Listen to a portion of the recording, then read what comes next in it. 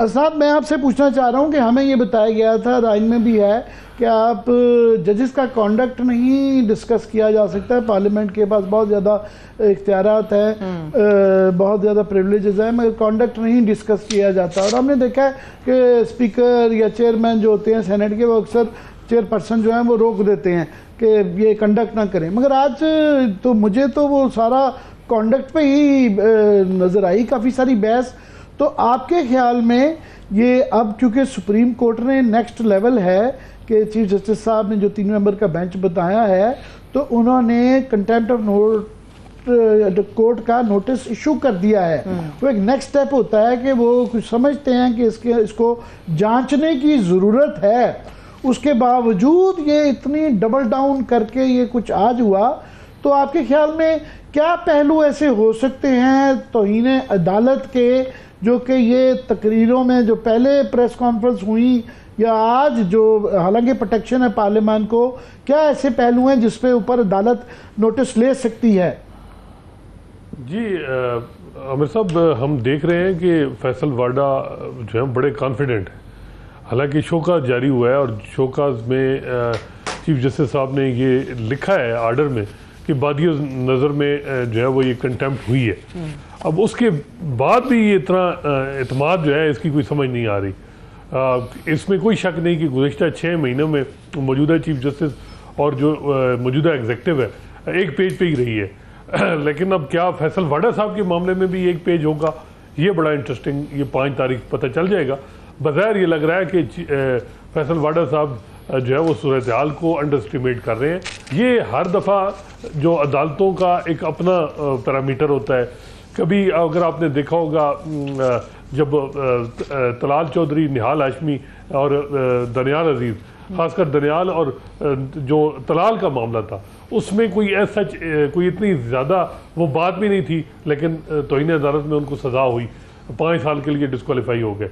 मैं इसीलिए खास तौर पे आपसे पूछ रहा था क्योंकि मौजूदा जो अदालत है, जस्टिस फाइज ईसा खास तौर पे, जो माजी के अंदर एक काफ़ी बहस रही कि ओवर रिएक्ट शायद अदालतों ने किया, तो नए जो पैरामीटर्स एक बनाए गए हैं या जिसका हमें तासुर मिलता है, उसके अंदर स्पेसिफिक क्या ग्राउंड्स हो सकती है। फॉर एग्जांपल मैं एक स्पेसिफिक जो मुझे नज़र आता है कि जब किसी ऑन गोइंग अदालत के फैसला, एक मुकदमा चल रहा हो और कोई हमारे कहने से या प्रेस कॉन्फ्रेंस से उसको इन्फ्लुएंस करने का एक नज़र आए अमल, तो वो तो एक बड़ी जेन्युइन ग्राउंड बनती है। और इस वक्त जो नाम ले लेके जिन जजेस का बात किया गई, उनके पास ऑन गोइंग बड़े संजीदा किस्म के मुकदमे वो डील कर रहे हैं। इस पे खास तौर पे मैं चाहूँगा आपका ओपिनियन।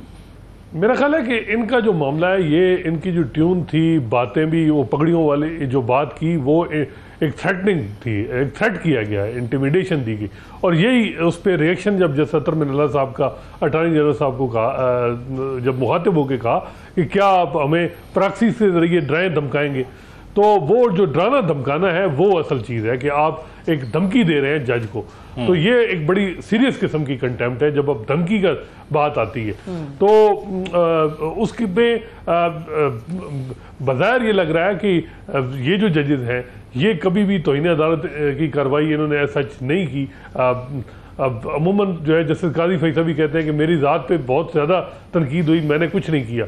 लेकिन इस दफ़ा उन्होंने नोटिस लिया और मज़े की बात है उन्होंने कमेटी से भी डिस्कस नहीं किया। उन्होंने खुद ही जो है वो नोटिस लेके सोमोटो और एक रजिस्ट्रार के नोट को पटिशन, कंटेम्प्ट पटिशन में कन्वर्ट करके केस अपने पास लगा दिया।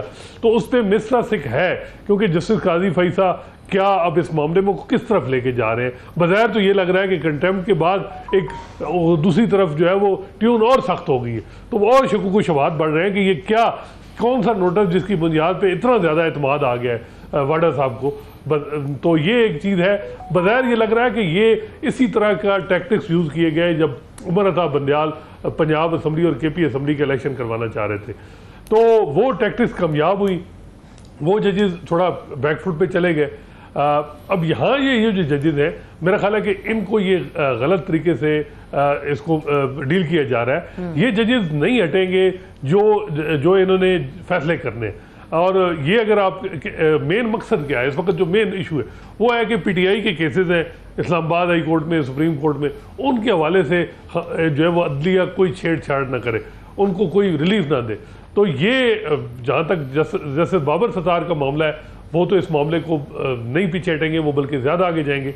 तो ये एक तरफ हुकूमत जो है वो बैक चैनल कहती है कि जी मामलात इंस्टीट्यूशनल डायलॉग की बात हो, और जजेस के साथ इनके जो है वो मुलाकातें भी की जा रही हैं गवर्नमेंट के भी।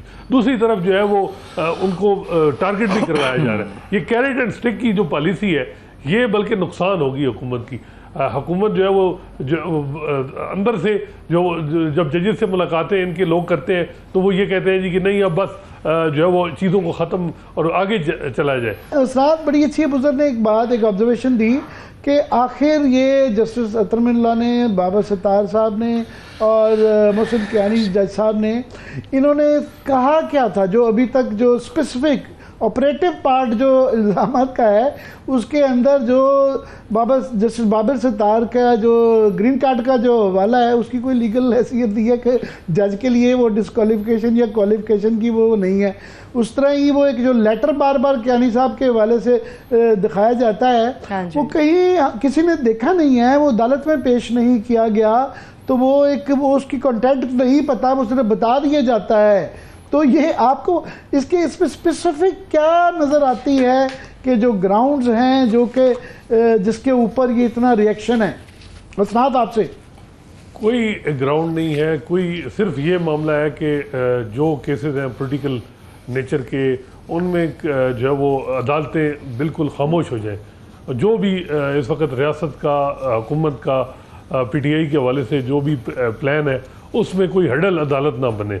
और अदालत का यही है कि जी स्पेस ऑलरेडी हमारी जा चुकी है, हमने स्पेस अपनी वापस लेनी है।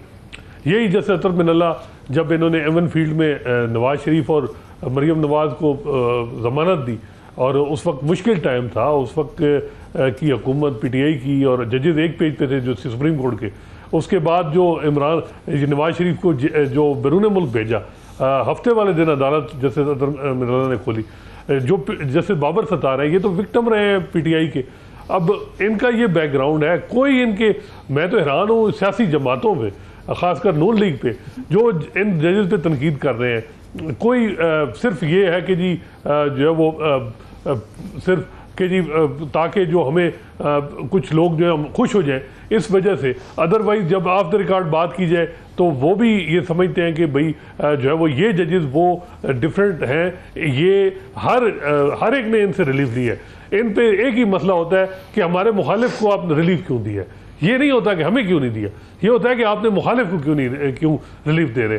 तो ये जैसे बाबर सत्तार और जैसे अतर मिनल्ला जो बज़ाहिर ये लग रहा है कि ये अब चीज़ रुकेगी नहीं और स्पेस इन्होंने तकरीबन 6 जजेस ने जो लेटर लिखा है उसके बाद जो हम इस्लामाबाद हाई कोर्ट में जिस तरीके से कार्रवाइयाँ चल रही हैं, चीफ जस्टिस काजी फैसा की सोच ज़रा डिफरेंट थी, लेकिन हमने देखा कि वो बिल्कुल आइसोलेट हो गए।